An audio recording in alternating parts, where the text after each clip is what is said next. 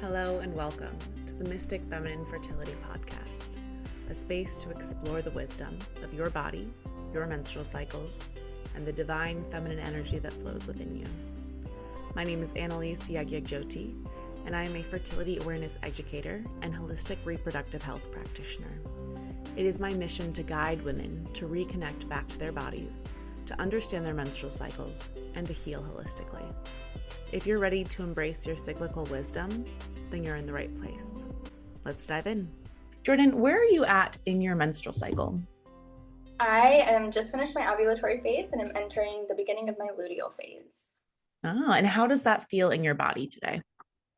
So I'm still kind of riding the ovulatory energy, which is great. My estrogen hasn't fully dropped yet. So I'm loving it as of right now, but in a few days, I'm sure I will get a little more exhausted, a little more rest and rejuvenating. Mm-hmm. I love talking to other fertility awareness educators, women that are just very in tune with their cycles. Because when I ask that question, they're like, oh yeah, I'm in this phase and my estrogen is doing this. Do you know what cycle day you're on? I have it in my Great Read Your Body app, but Mhm. probably 17 if I were to guess right Oh, now. yeah. So cycles Mhm. are relatively regular then, I'm guessing, in terms of length. Yes, for the most part.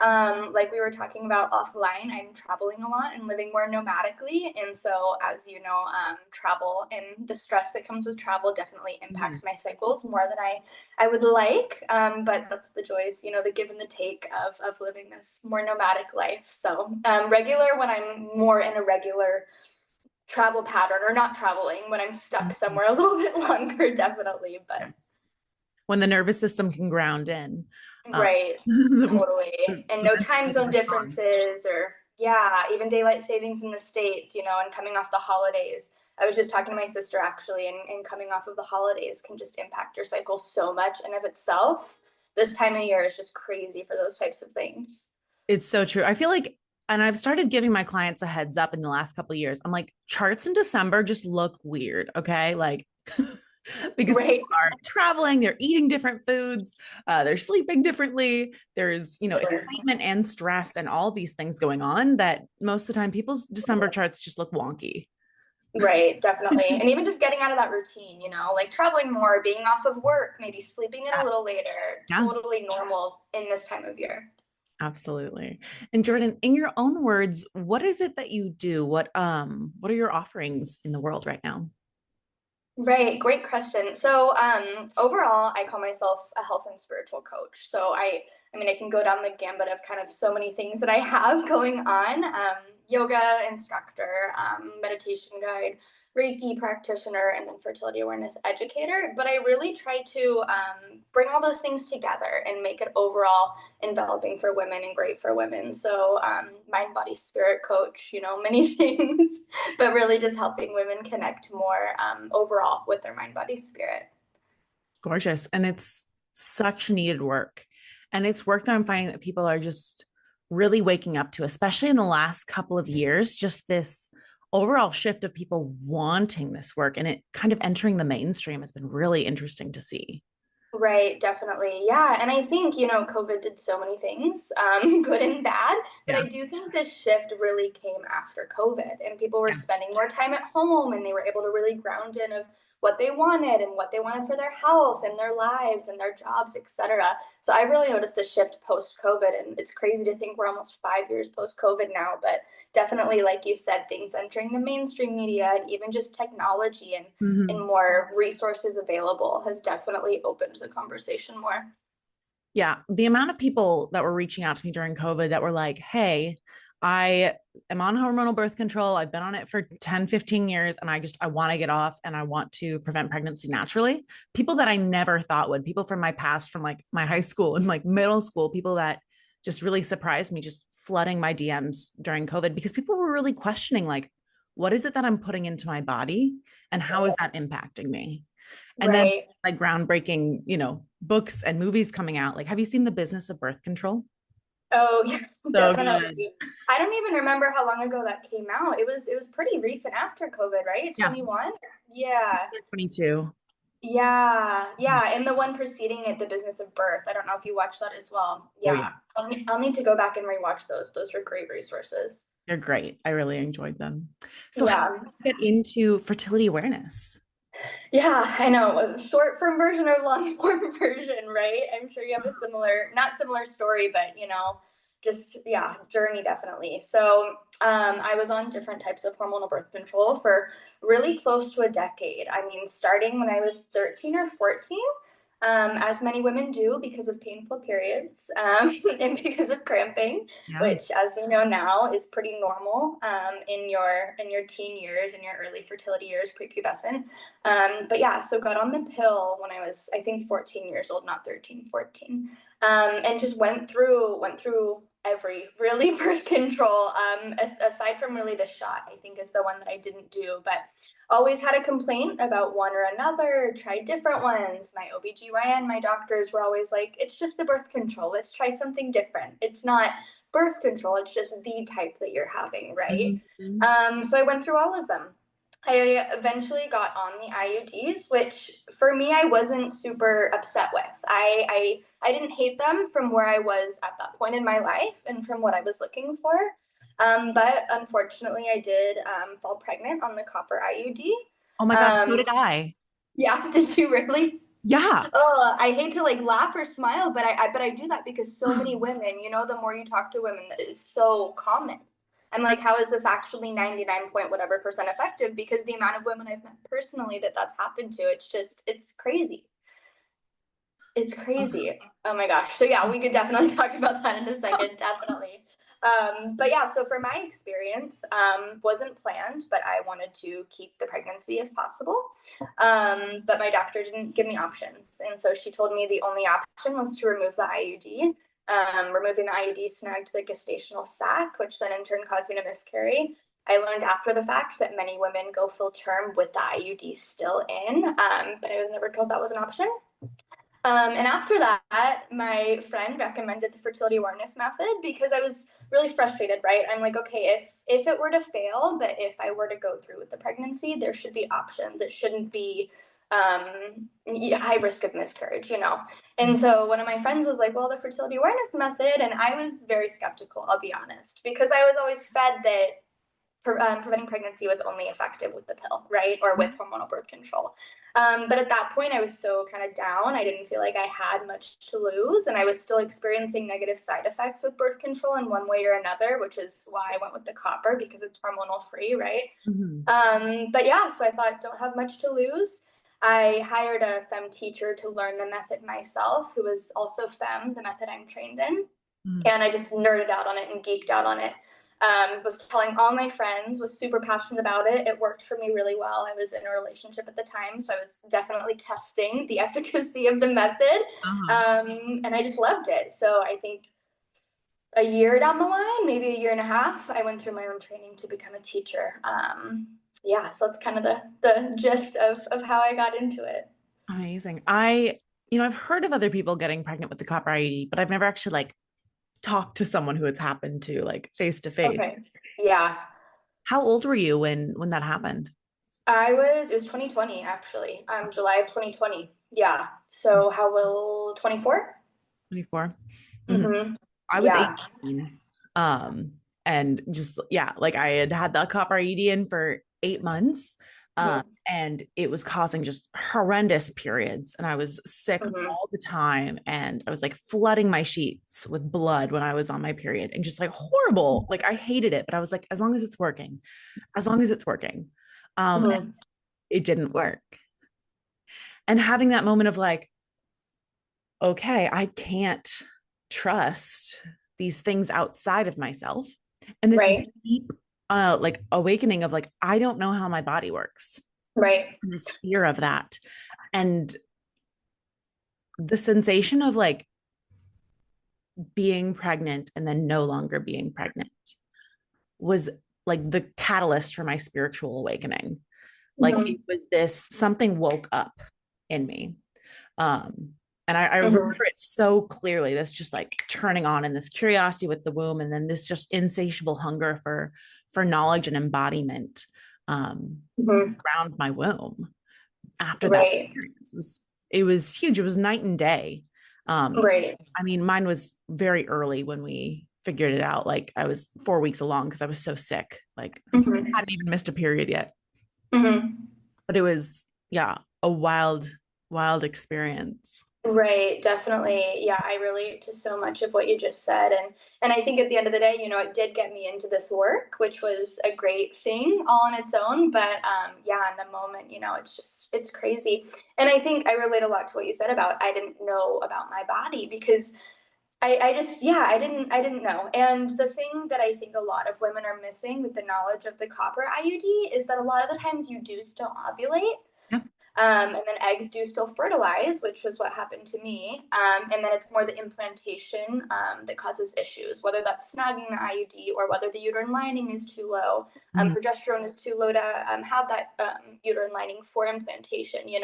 But Yeah. I think a lot of women aren't told that you can still ovulate, you can still fertilize an egg. And so, I mean, Yeah. depending on where you are ethically or spiritually too, that could be an issue for most women. And Yeah. I'm just very, very pro informed consent after that whole experience. I was Yeah. before, but even so much more Mhm. now. Yeah, we're just not told those things and what's actually happening. It's just such a blind trust, quote unquote. It Yeah. just blows my mind. So much with hormonal birth control is blind trust. Hmm. And as far as I'm aware, there's nothing in the copper IUD that would actually prevent ovulation. So not only can you ovulate, like you will ovulate if there's no Right, underlying health concerns. It's right, the inflammation created by the copper IUD that kills sperm and creates inflammation in that endometrial lining so that nothing can implant. But yeah, right, it's going through a process of ovulation and sometimes fertilization, and then it's just missing that last step. right. Which But I didn't know when I got on the copper IUD. me I, neither. I I did was not just know told. that. And I don't know if I would have, yeah, made the same choice if I knew that. Yeah. Yeah, I just knew it was the only, I was also taught, the only way to prevent pregnancy is using hormonal birth control. And then, Hmm. my doctor, someone in authority was like, well, you could also use the copper. And Hmm. at the time, I was very concerned about my breast cancer risk. Hmm. Breast cancer runs in my family. And when you take the birth control pill under the age of 20, it more than doubles your risk of breast cancer. Hmm. And I was lucky enough to have a doctor that did tell me that. But then I was like, okay, what do I do? What do I do? Right. So it's fascinating you say that. My mother actually had breast cancer, triple negative. She's been in remission for a while now, but I was told the opposite. I was told that hormonal birth control can decrease your risk of breast cancer. Of breast And cancer. so of breast cancer, which is not true. No. It's not. It's Yeah, but they were um, basically telling me because you suppress estrogen and estrogen can feed breast cancer. That was kind of their basis. And so for so many years, not only did I think I was being empowered by using the pill, but I also thought that I was, helping that risk or preventing that risk, diminishing that risk, which I found out later is not true. And we know now that breast cancer is labeled as a carcinogen. But yeah, it's crazy because I relate to that, but I was told such a different thing. And when you're young, you don't know, and you're filled by fear, or it's just yeah. Ugh. yeah, deeply so. It's such an interesting process of, yeah, learning to navigate the medical field and authority and your body. And I Right. often think back to like if I had been given this knowledge when I was a teenager, would it have shifted my actions? Hmm. And like as much as I want to say like yes, absolutely, like I'm not sure. Like I'm Yeah. not sure if at 16 I would have been able to track my cycles reliably. And more so than that, I don't know if I would have been able to communicate with my partners about my fertility status. Like I was such in like a deep phase of like people pleasing at that age, especially when it came to my partner. I was like deep in my attachment wounds of like, don't leave me, don't leave me, don't leave me. That like, I don't know if I could have been like, hey, today I'm fertile. So like we can do anything except for, penis and vagina. Right. Like, I don't know if I had those communication skills. Yeah, and I've actually thought about that myself a lot too. And even just, when I have kids one day, my teenager, if they are sexually active, what do I think I would want to communicate or etc. And I think the big thing is just communication at a young age too. My mom did the best she could in so many ways, but we weren't really communicative about sex. I don't know if you ever read the American Girl doll book about Yeah. sex. Uh-huh. Yeah, it was just kind of here's this book, and we were raised Catholic, and so it was kind of a sin anyway, so we didn't really talk about it. So yeah, I think just communication from such a young age is so important, whether that is abstinence, whether that is tracking your cycle, whether that is birth control, as long as it's Yeah, that informed consent piece, you know. absolutely. I don't think I'm fully anti-birth control. I Yeah. don't think it's the best case scenario, but like I said, it goes back to that informed consent. If the woman knows, if the teen knows, if the mom knows, you know, it's a difficult stance to be in sometimes, you know, all things considered. Absolutely. We should all understand one, how our bodies work, and two, Right. how the things that we are putting in them impact our cycles. Because Totally. mental health is so central to our health. And so even if like that knowledge hadn't shifted my actions as a teenager, I think it would have been so helpful to just know like this is how my body works, so that I didn't find myself, Totally. I guess 18, I was still a teenager when I got pregnant with the IUD, but like technically an adult, legally an adult, and not knowing how the menstrual cycle worked. Like, Right. Absolutely. I don't even think I knew what the term ovulation was until I was yeah. probably 18 or 19, to be Mhm. honest. Yeah, because it was so, I grew up in a very abstinent space, like I said, but even our Catholic. school system, we had sex ed, but it was abstinent based. And it was, here's pictures of gonorrhea and chlamydia and let's scare you. It was not education, you know, it wasn't informative. Was it Um, Colorado? yep. Was it a Catholic school or was it public? No, it was public. Yeah. Okay. And I remember even crazy story. So we had sex education, eighth grade and ninth grade. Uh-huh. And in ninth grade, they gave these little pieces of paper and they wanted to know if we were virgins or not, but it was anonymous. And looking like in the moment, I'm like, okay, but looking back on that, I'm like, why did they need that information for 14-year-olds? Even if it was anonymous, it's just, Mhm. I don't know. So, anyways, it's just, yeah, sex education in the school system is a whole topic we could talk about for hours, I'm sure. Mhm.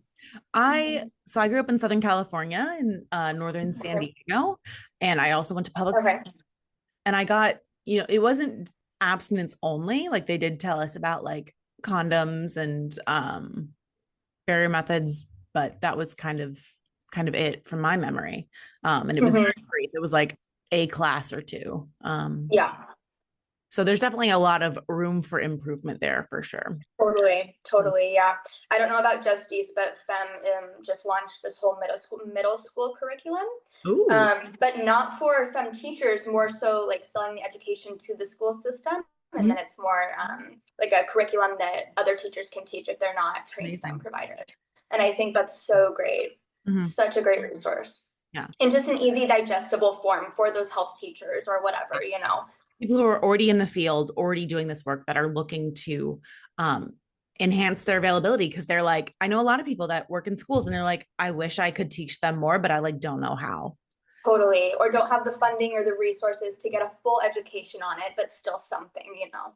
So Absolutely. I was really impressed to see that. I love that. I'll have to look into that curriculum more just out of curiosity. When I first Right. started this work, before I even trained at Justice, I was working with like preteens and Okay. very basic, like here's how your body works, and then some very basic stuff about like yoga and meditation and just giving these embodiment tools. And so that was kind of my launch into this work after my first yoga teacher training. I'm not sure how much you know about my story, but that was where I really learned about the four phases of the cycle, moving through menstruation, the follicular phase, ovulation, the luteal phase. Was at my Mhm. 200-hour yoga teacher training in Costa Rica, in the jungle with a bunch of women, and I was like, "Holy moly!" Like I had no idea. It's relatively simple, but we move through phases and we change throughout the cycle, and it lit me up. Right. And then to have this pairing of like this tool of understanding the body with the tools of yoga, of self-regulation, self-responsibility, and self-inquiry was huge. And I was like, I have to do this with the world and to just share this. And it sounds Hmm. like, based on what I know about you and from your social media presence and from your website, like that pairing has also been very important for you. So Definitely. how'd you get into yoga? Yeah, so I've been practicing yoga since 2010, but I've been a teacher since 2018, so almost 7 years now. Yeah, I originally got into yoga because of the physical aspect, which I think a lot of women do or a lot of people do. So I was a gymnast, I was a cheerleader, but more so the gymnast tumbling side. Mhm. And so I got into it for more the conditioning or the help after, after the workouts. And then I stayed for the mental and the physical kind of healing side of it, the spiritual side of it, definitely. I always ebbed and flowed through high school and college, attending classes, not attending classes, not. But then it was really after college when I dove deeper into my health journey as well, that I really just committed to it so much. And it just really, that mindfulness piece is bigger for me with the yoga and just the stress reduction, which goes so much hand in hand with fertility, because as we know, our hormones and our emotions are so regulated as well as our bodies, and just the tools to kind of connect with that. Mhm. Is there a specific lineage that you've trained with or that you resonate with? So a lot, honestly. Yeah, vinyasa is really kind of the base of my knowledge, so hatha. Definitely, but I love studying Sanskrit and the sutras. The sutras have been really, really helpful for me. And I think you just quoted Sutra 2.1 in a different kind of verbiage when you were saying the self-inquiry, self-responsibility, which I actually have tattooed. It's my favorite sutra. But yeah, but the sutras teach us so much too about that health and that mindfulness piece, So it's not just that physical aspect, but really going in deeper and how to support your body, how to support your mind, how to support your community, your climate, all of those things. Which I think a lot of people think of yoga and they think of the physical asana, the physical practice, which is great in so many ways. But as you know, that's only one of the seven limbs. And so diving into the other pieces can just be life changing for so many people if they want, if they're willing. Absolutely. And the philosophy side of things, we incorporate, the sutras and the Upanishads and the stories and all the things that have influenced the passing down of the knowledge from the Vedas into yoga. For me, it's this reminder not to attach to the physical body because our physical body shifts and changes so much. And so, how can we adapt this practice to still be supportive at any stage of being? I've had time, like Mhm. last December, I fractured my ankle and my physical Mm. practice changed a lot. And so, how Mhm. can I still use the tools and skills of the practice beyond just the physical body to support myself?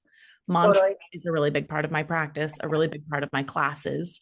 Like every class, we are, doing mantra out loud together and talking about the Sanskrit, which is a big part of my lineage. So I studied in the Adinath Shiv lineage with Yogershi Vishwagetu and Adi Shakti were my first teachers. And it's a very Okay. traditional Hatha lineage that I'm Mhm. just so enamored by. And yeah, I so love the enthusiasm that you have for the sutras. I haven't Yes. touched base with the sutras truthfully since the last 200 hour that I taught. Mhm. I what is sutra number two? So Sutra 2.1, and I'll be honest, I couldn't regurgitate it directly in Sanskrit. I love the sutras, but I definitely have so much to learn and Yeah. memorize myself. But I like to compare it to the Serenity Prayer. So many people are familiar with the Serenity Prayer in Western society. Yeah. And so it's kind of similar, devotion to the higher power, devotion to yourself, and then discernment. Mm. Discernment to where you can improve or where you fall short, and kind of etc. So serenity prayer is, I'm trying to regurgitate it now and I can't even think about it. Grant me the serenity to accept the things I cannot change. Mm. Yeah, know the difference. I'm totally butchering this, but No, I'm with you. just that. Yeah, that Strength discernment. to change the things that I cannot and peace with the things that I cannot. Something Can't like that. change. There's The things strength to change the things that can. Yeah, the gist, yes. We're giving the general you got gist. it. Sorry if anyone's listening and we're butchering it, You got but it. yes. I love the sutras, but there's always so much there to learn. I'm trying to think of the author of the book that I don't have on me right now, but it's the purple one with the mandala.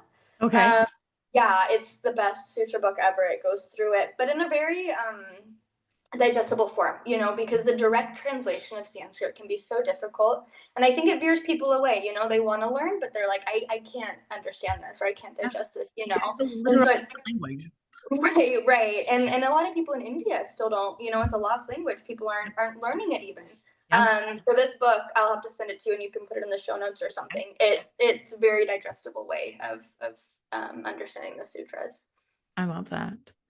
Yeah. And when you work with yoga as a tool for fertility and for the menstrual cycle, do Yes. you teach group classes for this, or is this something that you personalize to an individual?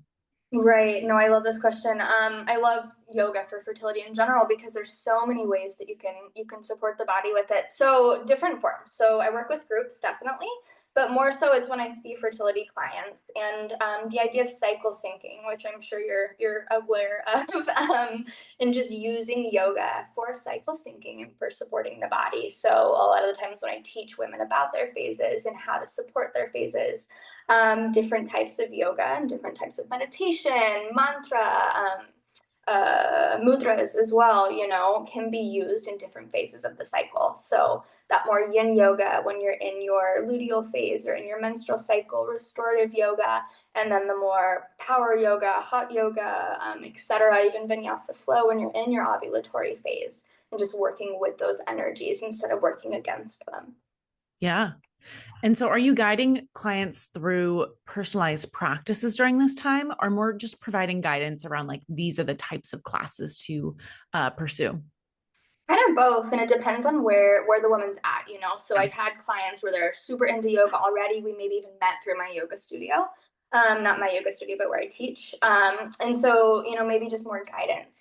Here's the classes that you should take. Because I think women think of yoga and they think, well, it's relaxing anyways. It's not a hit class. And so I can do it at all phases of my cycle, which may be true for some yoga, but I think exercise can also hinder the cycle in so many ways if we're pushing too hard. So giving that guidance of maybe not a vinyasa flow class during your luteal phase, maybe not a power class during your luteal phase. But then if women aren't as familiar with yoga, I'll provide customized regimens. So creating that Canva PDF, with the specific poses, how to do them, etc.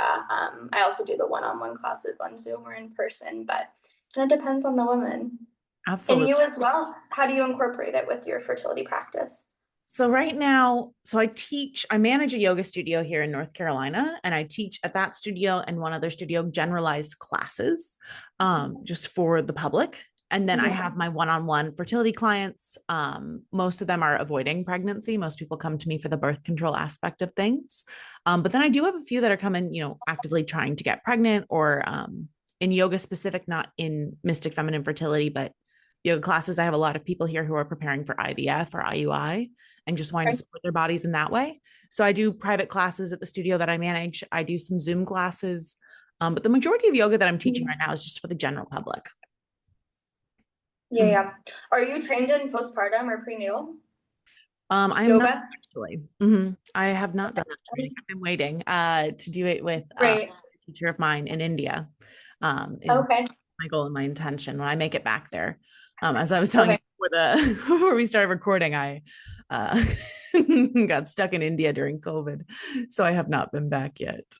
But one day I will. Yes. That's Are you trained awesome. in prenatal or postnatal, prenatal? I'm not, but I would love to one day. My 300-hour touched on it, but it wasn't a full dive deep module. So I would love to one day. But all the things, if I could do all the things, I would. But Mhm. you know how that goes. Now I'm very much in a phase of my practice where it's like I, meet women as they are either wanting to deepen into their cycles, to heal their cycles, or to prepare for pregnancy. And like working with them in that phase. And then, if they are trying to get pregnant, once they are, I hand them off to a supportive doula or a midwife or someone in that realm. I So love having that. those community connections has been huge. But the fertility Definitely. yoga, I do a lot of workshops, like just how to practice yoga in a female body. Because when we Mhm. look at the history of yoga, a lot of the physical practice really wasn't designed for our bodies. It was Mhm. designed for these prepubescent 9-year-old boys. And so there's a lot of postures that need adjusting. A lot of times where they say for the feet to be, big toes to be together, heels apart, where it might not make sense. Different Totally. like peacock, like just where our weight is spread out doesn't make a lot of sense. Our Totally. body will not No, be. totally. And so, Right. Even just breath, some of the twisting poses. I'm like, I get, there's so many, yeah, so many different things. I love that you touch on that. absolutely. And adding in the cycle phases, it's like, touch base with your cycle, see how you feel, but it might be more supportive to lean towards gentle vinyasa or gentle yin or restorative when Mhm. your, progesterone and estrogen are coming down in the luteal phase, in the bleeding phase, and then kind of going towards those more vinyasa inversion based classes and things around ovulation in the follicular phase, and just learning that you move and shift. And one of the beauties about, modern yoga, we'll call it, is that there are so many different options for different styles of class. Like Mhm. you can shift and do things if you don't have a home practice, if you're at a studio, which is so lovely to be in community. Um, there are normally options for different things to experience. Totally. Totally. Yeah. So I got trained in Colorado. So very much more of a westernized school, not in India, not their traditional more.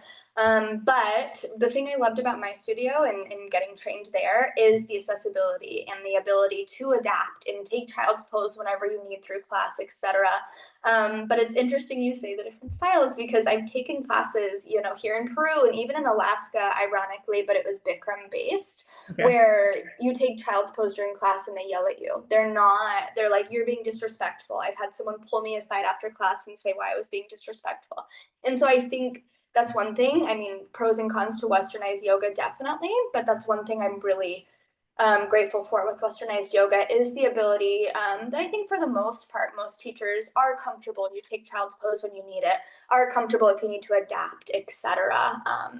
I think that's one thing that's been really great that I've learned in my training. Absolutely. It makes me laugh. Mhm. There was this one class that I went You to. have some Yeah. stories. Oh yeah. In India, just like going to random classes. And there was one where like the teacher was walking around with this big stick and just like hit you with the stick if you weren't doing the pose right. Or I was like, they would net like if I did that to someone In as the States. Literally. Even just absurd, adjustments. Yeah, absurd. you give someone an adjustment too hard and it's even like, shamed upon or disrespectful, in the States and westernized, just so much more body autonomy here. Yeah. I've never been to India, to be honest. I've never practiced yoga in India, but just from my experiences elsewhere, I can only imagine where it could be like that in India sometimes, or anywhere really where it's super, super traditional. Exactly. To be fair, that was only one class and it was not Yeah, at the ashram. not Most of the everywhere. classes that I went to were wonderful and the teachers were very supportive and helpful. Okay. Yeah. Oh, So no, I'd love to circling go one back day, definitely. to Yeah. the idea of yoga in general and fertility, how do you Yeah. see the yoga practice influence people's menstrual cycles? Yeah. I think the big thing is that mind body connection. It's not yeah, it's kind of a sideways way to answer your question, but I think that mind body connection, because I think yoga gives the ability to tune in with what your body's doing, to tune into what your body likes, what your body doesn't like, what your body looks like today versus last week or tomorrow. And so Mhm. I think, like we were talking about earlier, women can be so disconnected. I was one of them from our cycles that having that ability to look at your cycle and or look at your body, excuse me, and what works well, I think is just the greatest blessing that yoga gives in general. Obviously the mechanics and the specifics of yoga, but I think that is really the biggest blessing. Mhm. Do you use Yeah. yoga as a tool to help your clients overcome issues like painful periods, irregular cycles, infertility, things like that? Definitely. And I'm a meditation coach as well, meditation Great. leader as well. And I think meditation, I don't know if you're familiar with Joe Dispenza, Oh yeah. but meditation, yeah, can be such a powerful tool. I'm obviously Reiki certified as well, but just bringing in that energy. Our mind is such a healing tool and such a tool for transformation and transmutation of this energy. That yes, yoga can definitely help with those physical ailments, but I think mentally too, our brain is so powerful in helping these things. That the visualization, I love to start my classes with meditations and getting into that visualization. What would your body look like today if it was at exactly where you wanted it to be, at its peak performance, whatever that may look like to you. How would that feel in the body? What would it look like? How would you walk differently? How would you wake up? And just being able to get those individual tools to visualize that and then really bring it to life, I think is such a powerful tool. Absolutely. And so you Yeah. said that when you were first having periods, when you were younger, that they were very painful. Mm-hmm. Is that something that's still true for you? No, not at all. And after learning more about the fertility awareness method, it can be so normal for teens as the hormones are coming online, as the ovaries are coming online, beginning to produce those different hormones. It can be so normal. And so I think I was told that it wasn't normal. And I was told that birth control could fix it or X, Y, and Z could fix it. And so I think if I were to know, this is normal for now, it'll regulate out. When you get on hormonal birth control, it can prevent that timeline, even start that timeline from zero once you get off for that regulation. And so I think it kind of goes back to that mindset thing. I think because I was told that it wasn't normal, it maybe made it more painful in my mind, to be honest. But no, I'm very happy to say I have painful periods now, painless periods, Yeah. painless periods now, and yeah, and I love teaching women that that's the norm. It's not normal to have PMS symptoms. It's not normal to have painful periods, to have to call out of work because of your period, etc. I mean, sometimes yes, that's helpful, but it's not the norm. And so I love kind of being that. I used to have painful periods and I don't now, and it's possible. You can get there with X, Y, and Z. Yeah, and even just the stigma around that mind connection to the body. So when we have that stigma that, oh, something's wrong with me because I'm having painful periods, something's wrong with me because I'm moody this week, or etc. Being able to break out of that and no, nothing's wrong with me, but how can I support the body to get out of this? I think is just so powerful in of itself. Hmm. That's Yeah, potent. So yeah, if someone, let's say you have a daughter yeah. and she starts her period, and Mhm. they are very painful, what kind of Mhm. practices, tools, herbs would you, use to support her? Definitely castor oil packs. Um, I love, yeah, big pro castor oil packs. So definitely start with those.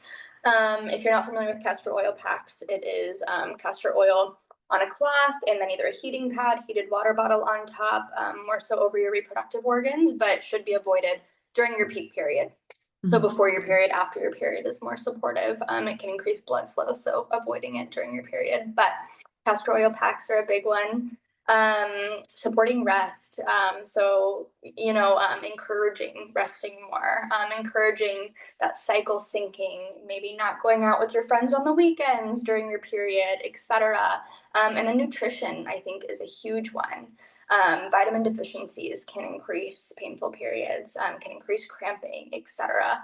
And so supportive herbs, I'm very much a proprietor of, but also just nutrition can be the most bioavailable. Yeah. B Mhm. vitamins, iron. I was vegan for 4 years, and that was when I had the most painful periods, also. Mhm. So it's a tough topic. I love animals. I Especially do. in the yoga world. I know, right? Yeah. I know that ahimsa and all that. It's difficult to break out of, but um, yeah, meat, protein, and meat nutrients are the most bioavailable. Mhm. So nutrition, definitely. I totally agree. My body got real out of whack during the 4 years that I was also a vegan. Yeah, Really out of whack. right. I know. I wish it didn't, but yeah, those phytoestrogens, the plant proteins, are anti-estrogenic, unfortunately. So Do you have an opinion on yoni steaming? yeah, I go back and forth, to be completely honest with you. Yeah. I have done it, and I've loved it, but also it's not recommended by the traditional Western medicine, right? Yeah. Because of X, Y, and Z. I've used it definitely with different herbs, and it can be antimicrobial, antifungal, Mhm. etc. And I think the spiritual aspect of it too is really something that the Western world isn't able to look quantifiably. Yeah.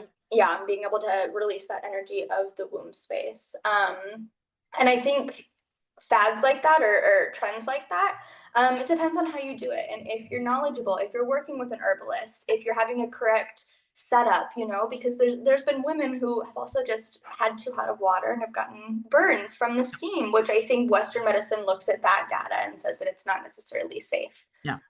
So I think if done correctly, I love them, especially for that energetic clearing. Mhm.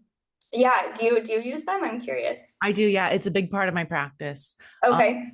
it's something I've seen time and time again transform painful periods, brown Okay. clotting into like painless flowing blood.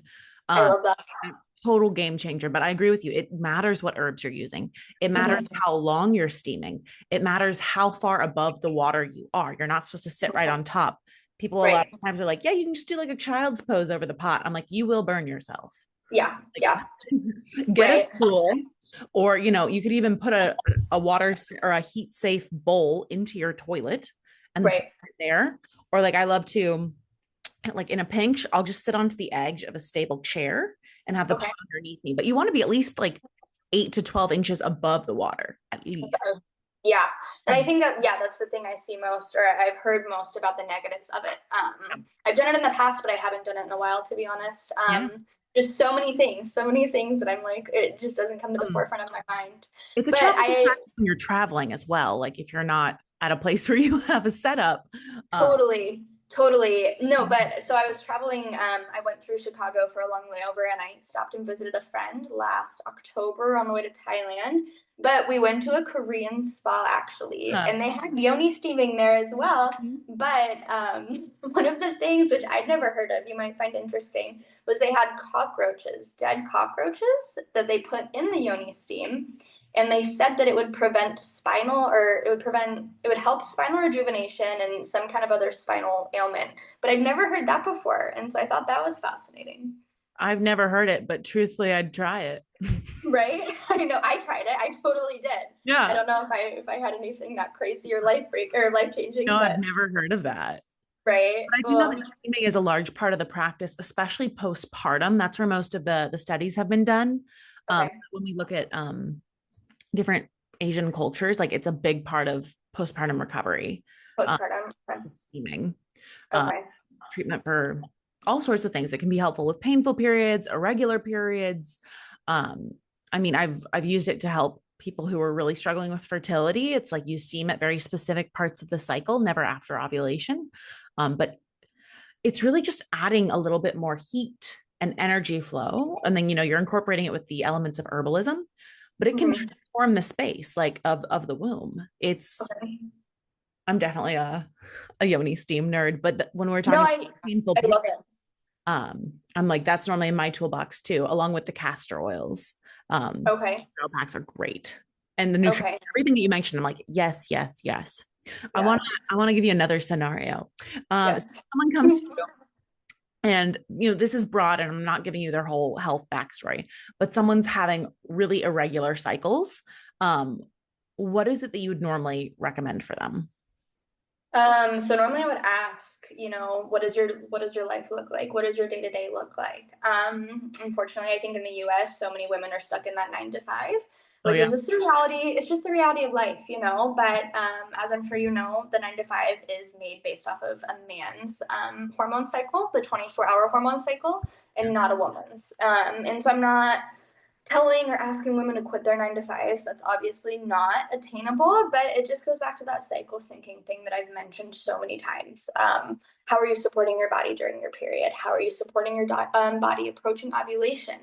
How are you supporting it nutritionally, herbalist, but also just the easy things, resting more? How many hours of sleep are you getting? Mhm. Are you tracking your cycles? I know a lot of women that have thought their periods were irregular, but then when they go and track their cycle, it's actually not. They're just not. 28 Um, days.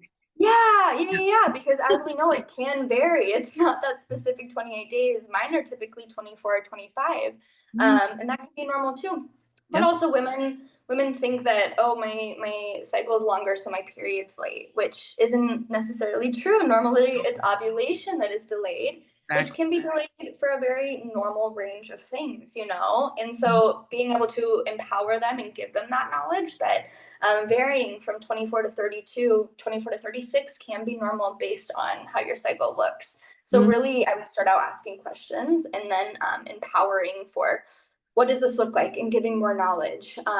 Yeah, because of those misconceptions that are out there. The Yeah. 28 days definitely being a So big many one. And I still misconceptions get asked these questions. I'm like, all the time. it's not, when I go to the doctor, yeah, I'm like, that is not a good biomarker. That is not, yeah. No, Ugh. I want to know when you ovulated. I want to know when the bleed came after so that we can see the luteal phase. I want to Right, see your BBT data. I want to see how much right. cervical mucus is being produced. Uh, Literally, just even bleed amount and bleed yeah. length is also such a big indicator.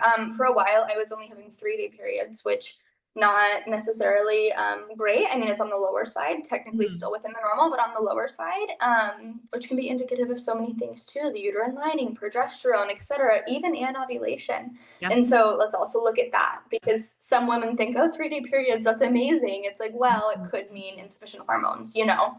So many things to look at that is so non invasive. I think the biggest misconception with the fertility awareness method that I try to debunk is that it's difficult. You know, it's, oh, it takes too long, or I don't want to mess up, or it's not. It's not invasive. It takes less than 5 minutes a day, really, to use once you're familiar. So easy and empowering at the end of the day. At the end of the day, yes. Once you move through that initial learning curve. Totally. So I know a lot about the Justice method, but I don't actually know a bunch about FEM. Can you walk me through what biomarkers you guys track? Yeah, definitely. So FEM is really mucus and LH based. Right. We're not taught BBT, but if we want to use it as an additional biomarker, it is the taking charge of your fertility Okay. um, uh, Rules. guidelines Yeah. Yeah. for it. So I teach my clients BBT too. I use BBT too, mainly because I'm a numbers person. I'm a data Mhm. person, and so I like having that additional biomarker.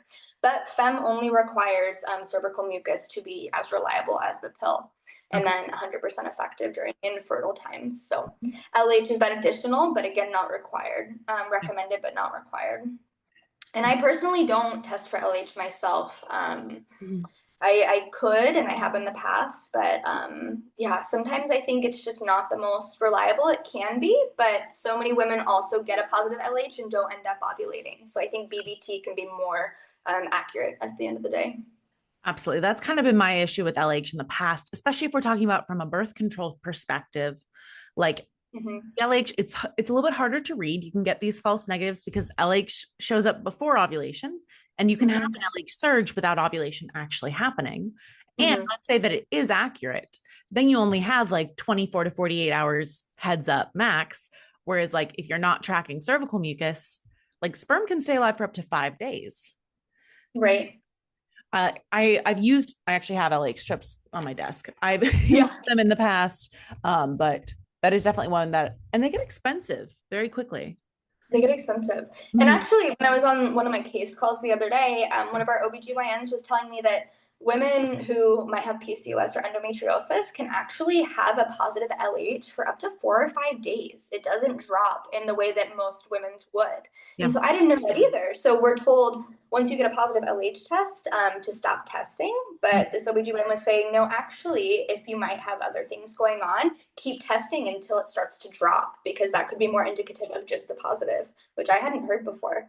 Yeah, me So, neither. But I yeah, believe it, like based on what I know about both of those conditions, it's like right.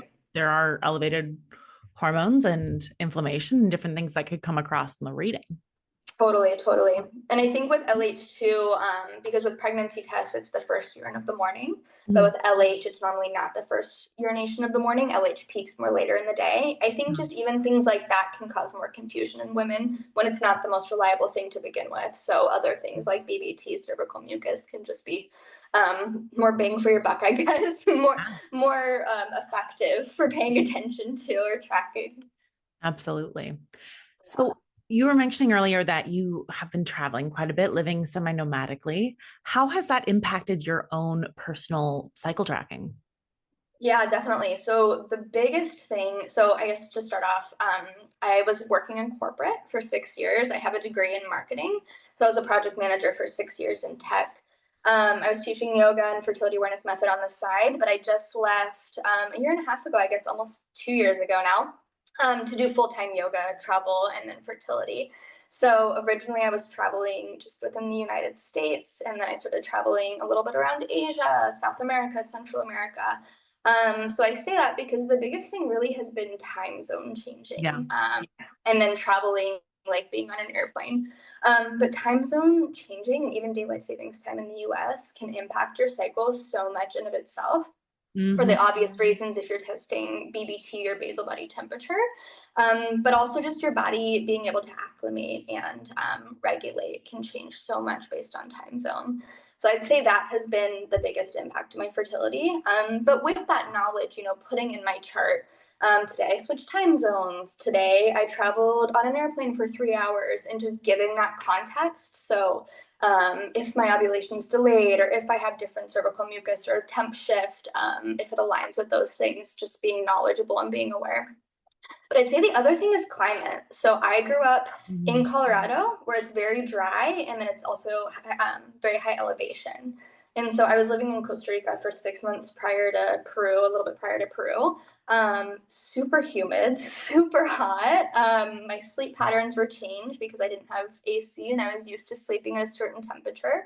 Mm-hmm. So again, just being knowledgeable of how your body can be impacted by those things, and really not relying on, my cycles were regulating before, and were regular before. And so not relying on just because they were regular before, they'll adjust to this, expecting the unexpected and being able to kind of roll with the punches, I think has also been a big thing. But climate, yeah, even elevation, definitely. Mm-hmm. And with all of these changing factors, do you Mm-hmm. still believe your cycle tracking to be, are you using it for birth control? Mm-hmm. I am. Do you consider it to be an effective method of birth control? I do, because we go back to that cervical mucus, and so it's really that day-to-day fertility. You're able to tell in real time what's going on. So I check cervical mucus every time I go to the bathroom. Mm-hmm. FEM recommends that, the method that I teach in, but they say at least 3 times a day. And so really, as long as I'm confident that I had reliable checks 3 times a day, and then really if I'm uncertain, or I think my fertility might be a little off, waiting to have that unprotected sex until the evening after I've had those 3 data points, definitely, absolutely effective. Mm-hmm. Yeah, just see similarly. It's, throughout the day, you're checking for mucus both before and after going to the bathroom. If you're Mhm. doing the symptothermal version of it, then you're also taking your BBT. You're waiting to make sure that it's not a disturbed temperature.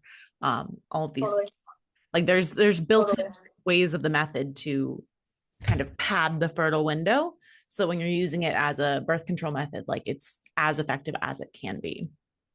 And, totally.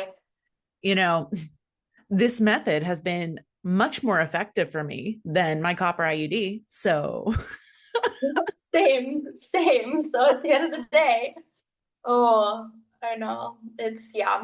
But I also I have a lot of backups, just in case. I don't like to rely on them, but Queen Anne's lace, so herbal, plan B, if you will. I carry that with me. I travel that with me just in case. It's a great resource for me personally. do you keep it as a tincture or do you bring the herbs with you? I think, sure. Mhm. Yeah, traditionally, as I'm sure you know, you're supposed to chew the seeds for the Yeah. most efficacy. But I just carry the tincture, which I've actually got on Amazon, and I don't love Amazon, but it's the most accessible, and I've been very happy with this brand specifically Mhm. because it's hard to find. Really, I couldn't find in Colorado Springs, where I was from living before prior. I couldn't find it in person.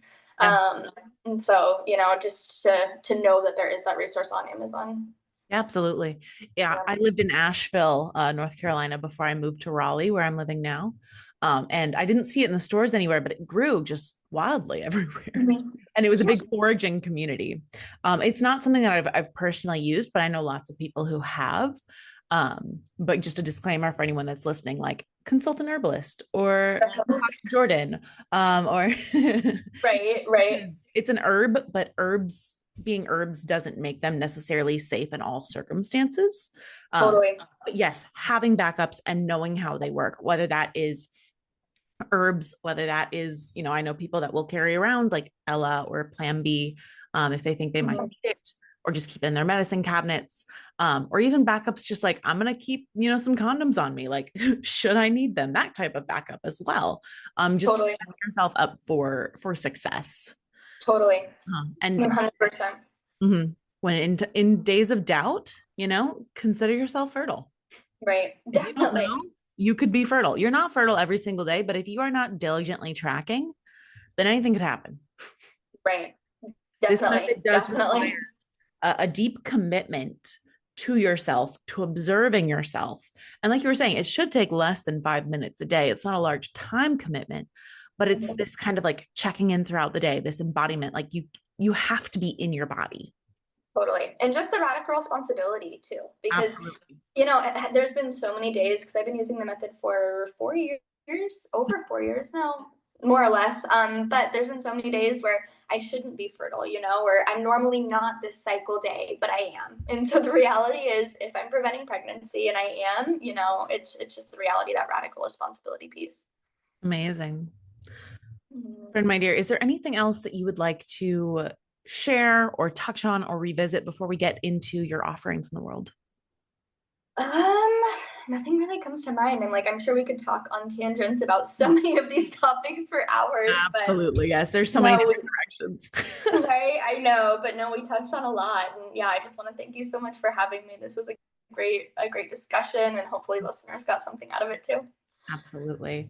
Jordan, where can people find you and what are you offering in the world? Yeah, thank you. So on Instagram, you can find me at Ivy Wild Women for all things fertility. And then for all things traveling and more yoga at Adventures of Jordan Norman. And my website is ivywildwellness.com. So you can find me for fertility, Reiki, online and in-person sessions, yoga. I do a lot of corporate mindfulness yoga sessions as well, which is something I'm very passionate about as being in corporate prior myself. And then also if you're interested in travel, so letting you know different resources to travel affordably. A lot of the times you can travel full time and spend less money than living in the States, and so just resources as well. I do a lot of coaching calls, helping individuals in that sense. So. Oh, I love that. What an amazing resource. I totally agree. My life was so much less expensive when I traveled, as opposed to Literally. being a stable person now with like a lease and a car. Right. I know. Oh, and even just the trade opportunities. There's so many opportunities to live for free and just do work trades abroad too. So it doesn't have to be this breaking your bank giant bucket list trip all of the time. It can be super affordable.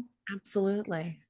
Oh, well, Jordan, this has been phenomenal. You are such an incredible resource. I'm so excited to amplify your work and to connect with you in this way. I'm so grateful for you sharing your time and your expertise. I will leave your contact information in the show notes, but thank you so much. Yes, thank you so much for having me. Thank you for tuning in to today's episode of the Mystic Feminine Fertility Podcast. If you're ready to continue your journey of self-discovery and fertility empowerment, I invite you to explore my free online resource library within the Mystic Cycles Sisterhood. You'll find everything you need to get started on your cyclical path and connect with a supportive community of like-minded women. Until next time, may you continue to honor the sacred rhythm of your body and the wisdom it holds. Take care and keep flowing.